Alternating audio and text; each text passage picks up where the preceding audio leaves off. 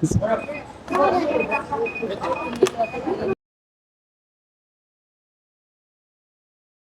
নোৱাৰে বাচ্চাৰ ডিঙিয়ে নাই ক'ত পাল চাব সৰু বাচ্চা ডিঙি থাকে জানো চিধা জইন দেখোন এইটো বিচাৰ নাপায় পালছ ইয়াত বাচ্চাৰ পালছ বিচাৰিবলৈ হাতত এইখিনিতে আপুনি চাব এইটোত এইখিনিতে ইয়াত চাব ইয়াতো চাব সৰু বাচ্চাৰ চাব ইয়াতে সৰু বাচ্চা যে থাকে সৰু বাচ্চা এইখন চাই দিব এইখিনি ইয়াত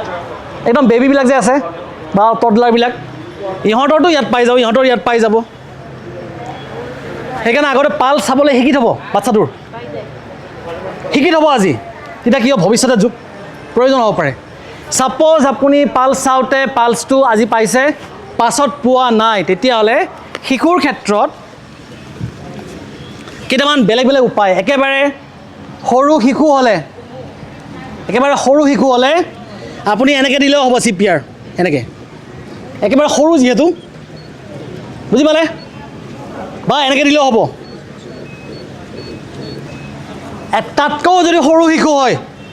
হাতখন এনেকৈ দুইফালে লৈ বুকুৰ মাজত লৈ পালেনে বুজি 1 2 চিম্পল হাতখন একেবাৰে সৰু বেবী আপুনি গম পাইছে উশাহো লোৱা নাই পালছো নাই চিম্পল এনচাৰ্কেল কৰি ল'ব বুকুৰ মাজত ল'ব ইয়াত তলত লৈ একে পাইছে বুজি ধৰক বেবীটো ধৰক আপুনি এম্বুলেঞ্চত লৈও গৈ আছে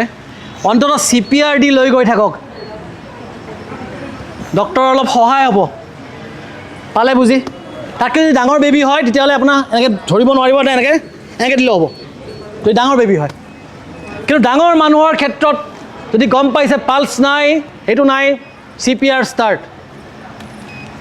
বুজি পালেনে কথাবিলাক লাভ হ'লনে অলপমান কোনোবাই যদি আহি কৰিব বিচাৰে কৰিব পাৰে